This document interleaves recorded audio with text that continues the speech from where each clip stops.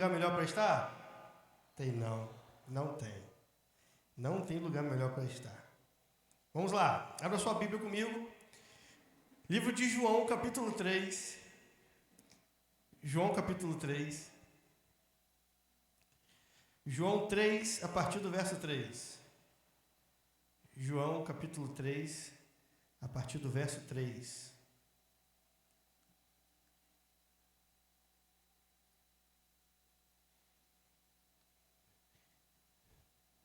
João 3, a partir do verso 3, diz assim, ó.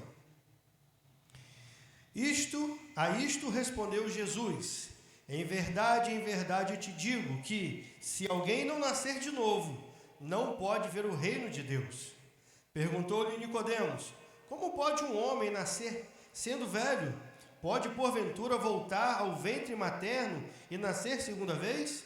Respondeu Jesus: em verdade, te digo, quem não nascer da água e do Espírito não pode entrar no reino de Deus. O que é nascido da carne é carne, o que é nascido do Espírito é Espírito. Irmãos, eu vou ler mais uns textos com vocês, mas eu quero, antes de começar a ler o texto, eu quero falar sobre um assunto com você hoje. Sobre o novo nascimento. No domingo nós falamos sobre aliança. Quem estava aqui no domingo? Domingo falamos sobre aliança, do poder da aliança. E pode não parecer, mas esse assunto tem tudo a ver com a palavra de domingo.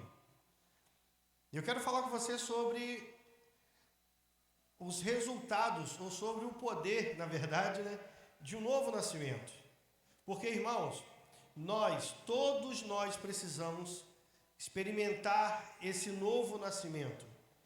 Uma experiência nova com Jesus. E eu quero te fazer uma pergunta. Eu sempre gosto de fazer perguntas, mas não é para você responder para mim, para você. O que te faz sair da sua casa e vir à igreja? O que te faz sair da sua casa e vir à igreja? Se eu for fazer essa pergunta em outros lugares, nós vamos ouvir em outras igrejas, fizemos um censo assim, uma pesquisa, nós vamos ouvir muitas coisas. Eu vou para rever um amigo. Eu vou porque eu gosto da música. Eu vou porque eu gosto do ambiente da igreja. Eu vou para buscar uma bênção. Eu vou para alguma coisa. Eu vou por algum motivo. Mas a grande verdade é que o motivo de nós estarmos aqui tem que ser uma consequência de um novo nascimento. Por quê? Porque se eu quero buscar conhecimento, é porque eu tive um encontro com Jesus. E todo encontro com Jesus gera transformação na minha vida e na sua. Eu vou falar com você hoje sobre a transformação na vida de um homem. Você conhece esse homem? Abra comigo agora, livro de Atos, capítulo 9, a partir do verso 19. Atos 9, 19. Diz assim, ó. E depois de ter se alimentado, sentiu-se fortalecido. Calma aí que eu li o texto errado, desculpa. É Atos 9, 1, desculpa. Perdão. Isso. Saulo, respirando ainda ameaças de morte contra os discípulos do Senhor, dirigiu-se ao sumo sacerdote e lhe pediu cartas para as sinagogas de Damasco, a fim de que, caso achasse alguns que eram do caminho, assim, homens como mulheres, os levasse presos para Jerusalém. Seguindo ele, entrada fora, ao aproximar-se de Damasco, subitamente uma luz do céu brilhou ao seu redor, e caindo por terra, ouviu uma voz que lhe dizia: Saulo, Saulo, por que me persegues? Ele perguntou: quem és tu, Senhor? E a resposta foi: eu sou Jesus, a quem tu persegues. Mas levanta-te e entra na cidade, onde te dirão o que te convém fazer. Os seus companheiros de viagem pararam emudecidos, ouvindo a voz, não vendo contudo ninguém. Então se levantou Saulo.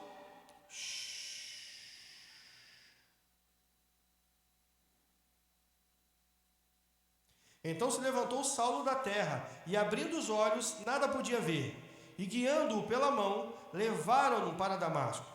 Esteve 3 dias sem ver durante os quais nada comeu nem bebeu.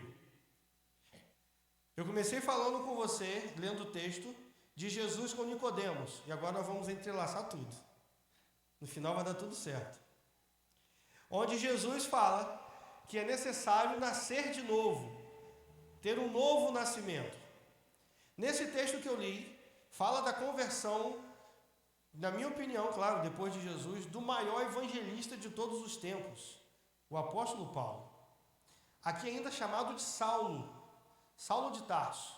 O homem muito respeitado, não vou ler o texto, desde quando era jovem, que era considerado uma grande promessa, porque a Bíblia diz que ele foi doutrinado aos pés de Gamaliel. Gamaliel era um dos maiores teólogos da época, um dos maiores rabinos, um dos rabinos mais respeitados, onde falava-se de Gamaliel, falava-se de um respeito muito grande. E Saulo foi criado aos pés de Gamaliel, a ponto de quando Estevão, o primeiro mártir, foi apedrejado, a Bíblia diz que todos os homens que apedrejaram Estevão jogaram suas capas aos pés de um jovem chamado Saulo. E a Bíblia diz, no texto que nós lemos, que Saulo saiu, pediu carta, pediu autorização aos principais da sinagoga para perseguir os cristãos, os seguidores de Jesus. E a Bíblia diz no texto, fica muito claro, que ele entrava nas casas, arrastava homens e mulheres e levava preso. Por quê? Só porque eles criam em Jesus. Mas esse homem, a caminho de Damasco, tem um encontro. Irmãos, um encontro não foi com uma religião. O encontro não foi com uma placa de igreja. O encontro não foi com um pastor. Não foi com um líder. Não foi com um bispo, um apóstolo, um papa. Não foi. O encontro foi diretamente com Jesus. E a Bíblia diz que ele caiu por terra, um clarão veio do céu, uma luz muito forte, ele caiu por terra e ele fez uma pergunta: quem és tu, Senhor? E Jesus responde: eu sou Jesus, a quem você persegue. Por que Jesus respondeu isso? Porque ele perseguia os seguidores de Jesus. E a Bíblia diz que ele foi encaminhado para a casa de um homem chamado Ananias e ficou ali por 3 dias sem enxergar.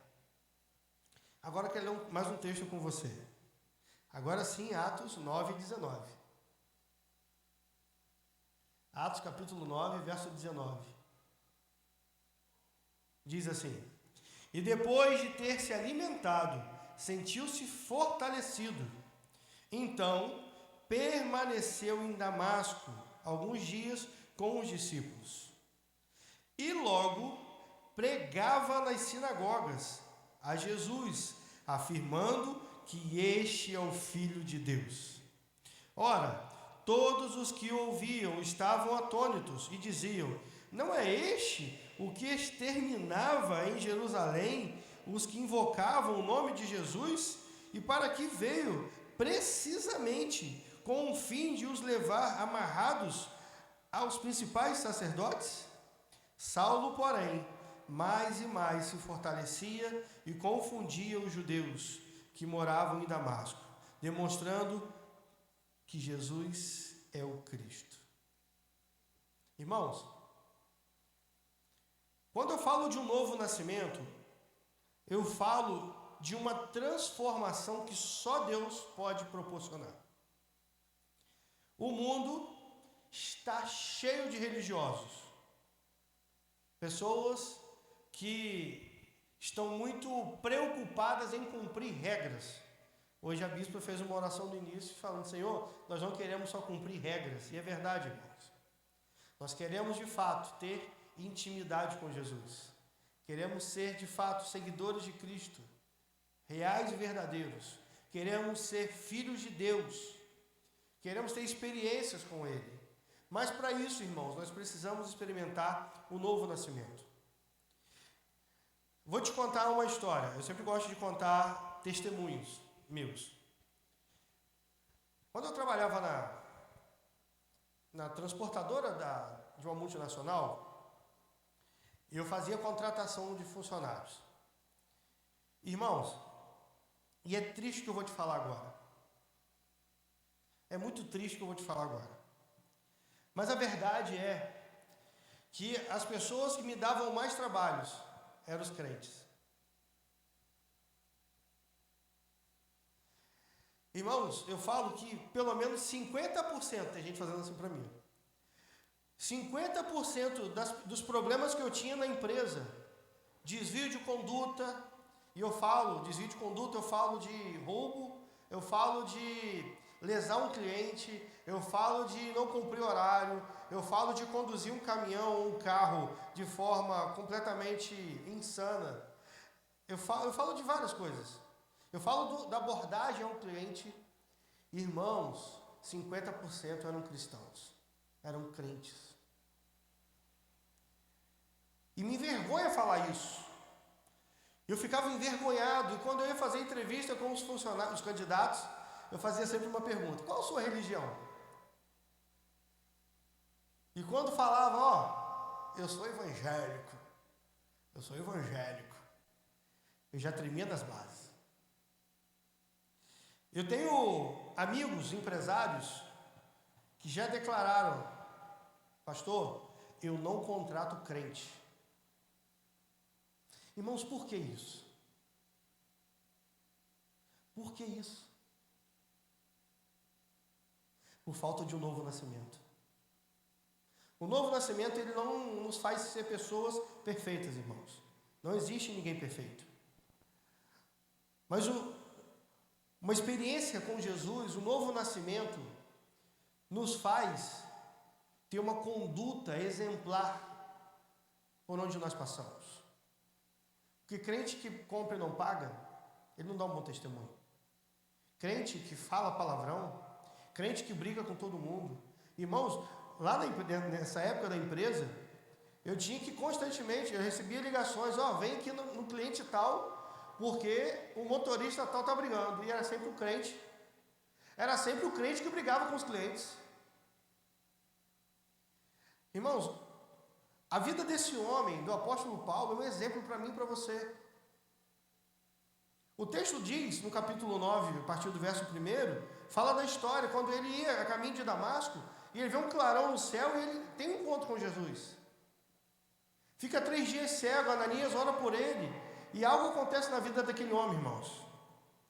Mas logo depois, no capítulo 19, eu já li para você, diz que depois dele se alimentar e ficar fortalecido, ele foi para a sinagoga pregar que Jesus Cristo é o Senhor. O mesmo homem que perseguia os cristãos. Dias depois de ter uma conversão verdadeira. Irmãos, quando a gente fala de conversão, quem que tem carteira de habilitação? Quem dirige aqui? Quando você fala de conversão, é fácil. Eu estou indo para cá, eu vou fazer uma conversão, eu viro para cá.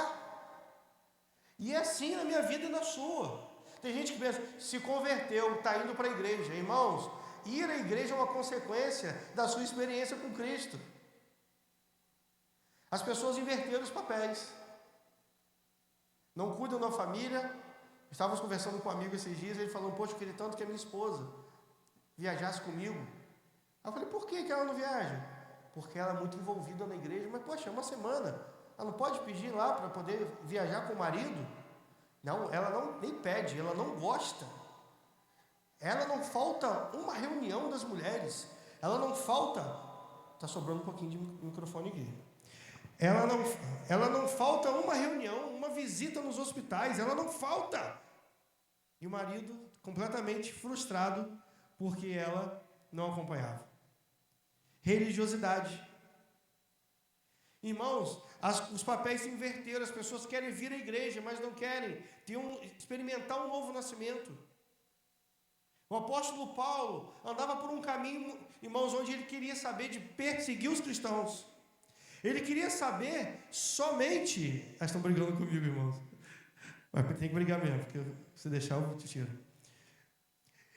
Ele só queria saber de entrar nas casas e arrastar os cristãos, porque ele não acreditava que Jesus Cristo era o Senhor.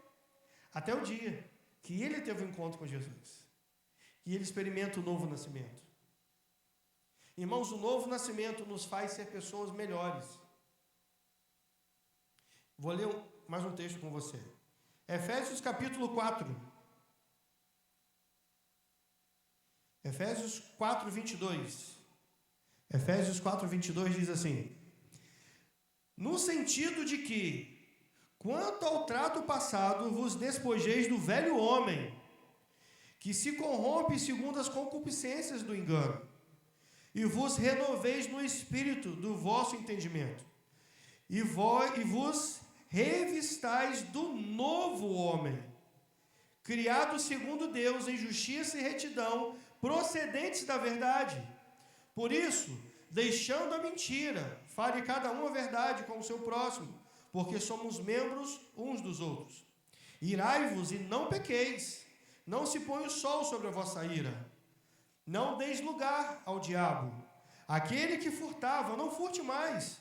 Antes, trabalhe, fazendo com as próprias mãos o que é bom, para que tenha com que acudir ao necessitado.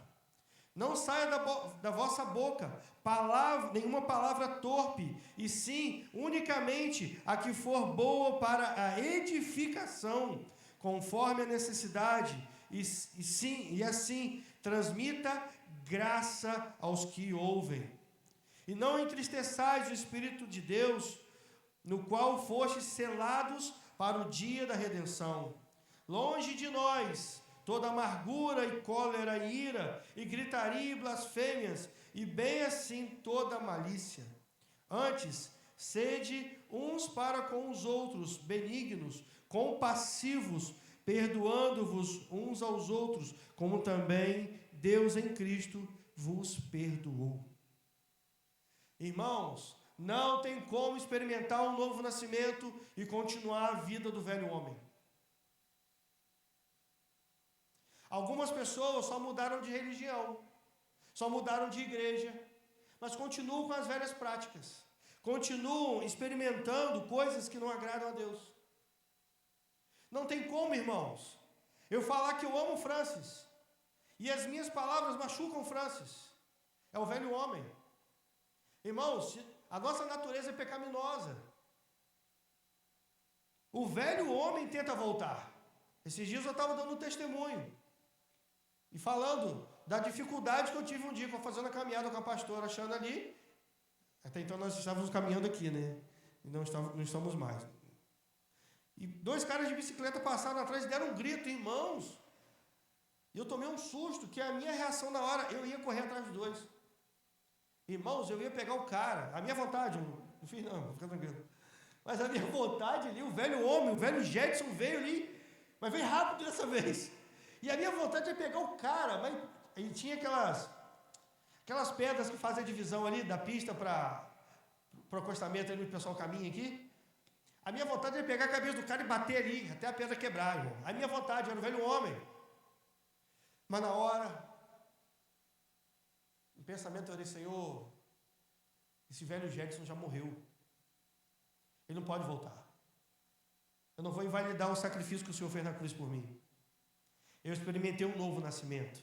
O velho Jetson está morto.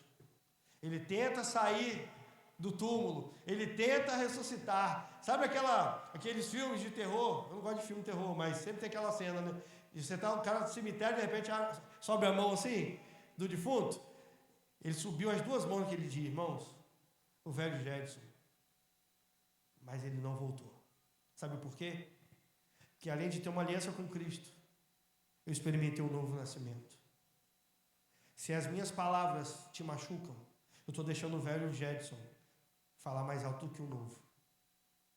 Se eu faço com que as minhas palavras sejam um motivo para você se entristecer. Irmãos, o texto é muito claro. Eu vou ler novamente. Vou encerrar agora, tá? Efésios 4. Cadê, gente? No sentido de que, quanto ao trato passado, vos despojeis do velho homem, que se corrompe segundo as concupiscências do engano, e vos renoveis no espírito do vosso entendimento, e vos revistais do novo homem, criado segundo Deus, em justiça e retidão, procedentes da verdade. Aqui, o apóstolo Paulo, o mesmo apóstolo Paulo, quer dizer, aqui é Efésios, o mesmo apóstolo Paulo, que teve uma experiência lá atrás em Atos, ele escreve isso, na carta aos Efésios, falando: por isso, deixando a mentira, fale cada um a verdade, irai-vos, mas não pequeis. Para aí, mas não era esse mesmo cara que perseguiu os cristãos, que arrastava para a prisão? Aqui ele está falando, você pode até passar por um momento de ira, mas você não pode pecar, você não deve pecar. Irmãos, experimentar um novo nascimento é experimentar um novo estilo de vida. A Bíblia diz que o choro vem quando? Dura quando? O choro dura uma noite, mas a alegria vem pelo amanhecer. Irmãos, é normal você ficar triste um dia? É normal. Você perdeu um ente querido, você não acordou bem naquele dia por algum motivo, recebeu uma notícia ruim. Agora, viver uma vida triste é o velho homem falando mais alto. Você pode até em algum momento você perder a linha e falar alto, e falar palavras que não abençoam pessoas. Irmãos, nós somos seres humanos, nós erramos. Agora, viver uma vida de repetição de palavras torpes, de palavras agressivas, mostra que o velho homem está muito vivo. E aqui no texto diz: aquele que furtava, não furte mais, não saia da vossa boca. É do velho homem? Não, do novo homem. Da boca do novo homem não saia nenhuma palavra torpe, e sim unicamente a palavra, a que for boa para a edificação, conforme a necessidade, e assim transmita graça aos que ouvem. Muito mais do que falar graça e paz, irmãos, é eu transmitir a graça no meu convívio com você. Mais do que uma forma religiosa, não sou contra não, tá, irmãos? É bíblico. Mas muito mais do que de forma religiosa, paz do Senhor, irmãos. Falamos sem pensar no que estamos falando. Damos paz do Senhor, logo depois fazemos fofoca. Que paz é essa?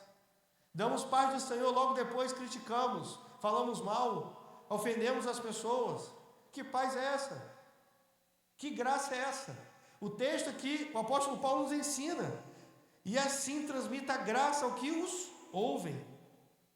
E não entristeçais o Espírito de Deus, na qual foste selados para o dia da redenção. Longe de vós toda amargura e cólera, ira, gritaria e blasfêmias, e bem assim toda malícia. Irmãos, não vou entrar porque eu vou encerrar agora. Mas se o fruto do Espírito, paz, alegria, mansidão, longanimidade, se o fruto do Espírito não faz parte da sua vida, não é uma consequência da sua experiência com Deus, do novo nascimento, você precisa urgentemente buscar uma experiência com Ele. Porque eu não posso falar o que eu penso. Porque se você for falar o que você pensa sempre, se eu for falar o que eu penso sempre, eu machuco a minha esposa todos os dias, eu machuco as minhas filhas todos os dias, eu machuco os meus irmãos todos os dias. Mas pastor, veio na mente. Deixa eu te falar uma coisa, é você quem define o quanto o velho homem vai falar, vai agir, é você quem define. É você quem determina o quanto o velho homem vai estar vivo ou não. Irmãos, um dia eu tomei uma decisão. Falei, Senhor, eu não vou viver, eu não vou herdar essas coisas que os meus antepassados deixaram para mim. Irmãos, só coisa ruim, misericórdia. O que os meus antepassados deixaram para mim, irmãos, adultério, prostituição, cobiça, inveja. Quando eu faço a junção das duas famílias, materna e paterna, então piora o negócio. E um dia eu tomei a decisão, eu não aceito viver essas coisas. Eu chego, quando eu encontro com os meus parentes, eu abraço, eu beijo, dou risada, mas eu não aceito viver aquilo que eles vivem. Eu não aceito que algumas práticas fazem parte do meu dia a dia. Sabe por quê? Porque é o novo Gedson, não é o velho Gedson, é o novo homem que vive, ou tenta todos os dias viver, baseado na palavra de Deus. O velho homem fala, lê a Bíblia hoje, o velho homem fala, e oração 6 da manhã, inclusive deixa eu abrir um parênteses, você que não veio, venha, estamos vivendo um tempo precioso aqui às 6 da manhã, de 6 às 7, de segunda a sexta, venham orar conosco. Irmãos, estamos vivendo um tempo precioso, tem sido um tempo maravilhoso na presença de Deus. Agora, deixa eu te falar uma coisa, quais as consequências da nossa vida de oração? Irmãos, não adianta, não me interprete mal em nome de Jesus. Eu não tenho dúvida de que Deus tem algo novo para fazer nas nossas vidas. Mas nós precisamos ser mais práticos. Falar menos e agir mais. Não adianta, irmãos. Irmãos, não adianta. Se o Deus que eu sirvo não é capaz de dominar o meu temperamento, se o Deus que eu sirvo não é mais forte que o meu temperamento, eu tenho que largar esse Deus, rasgar essa Bíblia, irmãos. Não, eu falo assim por causa do meu temperamento. Então, abandone esse Deus. Ele não é poderoso para te controlar. Ele não é poderoso para te dar mansidão, longanimidade, domínio próprio. Irmãos, o que nós não vemos hoje nas igrejas é domínio próprio. Por qualquer coisa nós explodimos e maltratamos o irmão. Misericórdia. Que amor é esse? Que evangelho é esse que vivemos, irmãos? Precisamos experimentar um novo nascimento. Fique de pé comigo.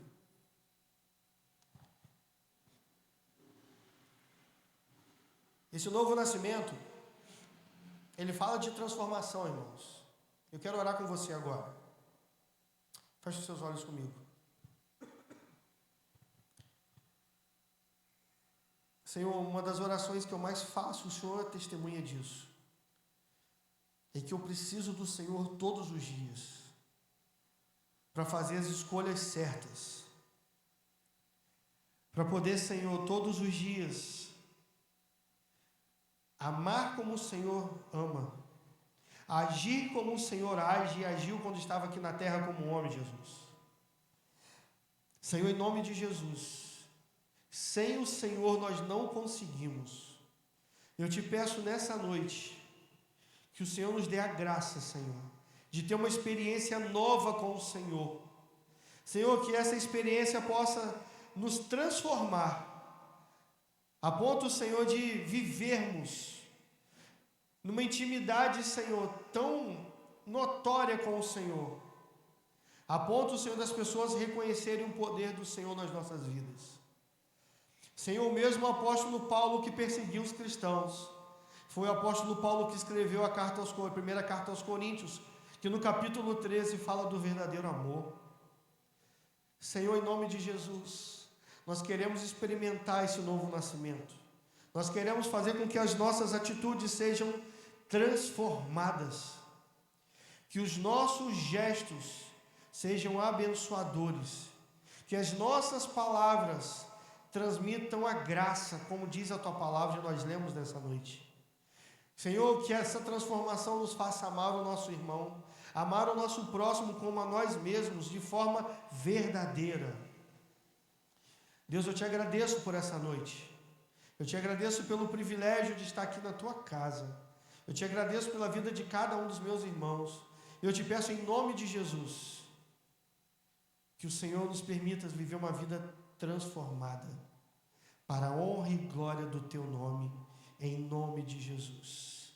Amém. Levante as suas mãos.